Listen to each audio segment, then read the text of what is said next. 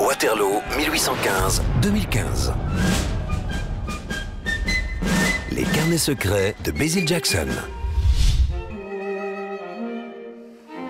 Cher carnet, je m'appelle Basil Jackson. Me voici de retour à Waterloo et je ne reconnais plus mon champ de bataille. Les guides que je rencontre me racontent n'importe quoi, de véritables sornettes.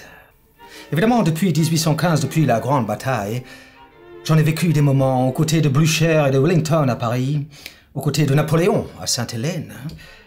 Et bien sûr, le temps a passé, mais je ne pense pas être devenu à ce point amnésique pour avoir oublié tout ce que j'ai vu.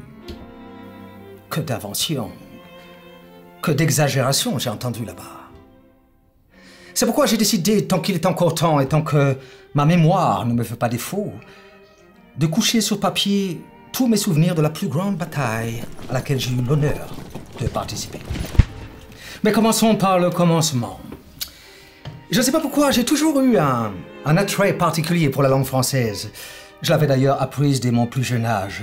Et lorsque je suis entré en service dans l'armée, j'ai eu la chance d'être affecté à un régiment cantonné en Belgique. Ça devait être en 1814. J'étais à l'époque attaché à la personne du colonel Hudson Lowe. Et donc je le suivais partout, à Anvers, à Liège, à Bruxelles. Et c'est là même que j'ai rencontré pour la première fois des officiers prussiens.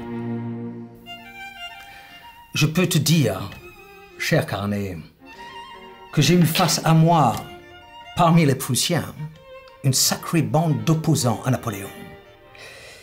Si cela avait été en leur pouvoir, ils l'auraient fusillé plutôt que de l'envoyer sur l'île d'Elbe. C'est l'empereur de Russie, Alexandre Ier, qui a proposé, dans une conversation avec le ministre des Relations extérieures de Napoléon, Caulaincourt, qui a proposé de laisser une souveraineté aux vaincus de 1814. Alors on a discuté de ce que pourrait être cette souveraineté, on s'est vite accordé sur une île, on a donné une liste d'îles, la Corse, Madère, et puis finalement le tsar dans la conversation a avancé l'île d'Elbe, et Caulaincourt a saisi cette proposition sur laquelle on n'est plus jamais revenu, car même lorsqu'on a fait remarquer au tsar que l'île d'Elbe était très proche de la côte italienne, 12 km, le tsar n'a rien voulu entendre, disant qu'il avait donné sa parole d'honneur et de souverain.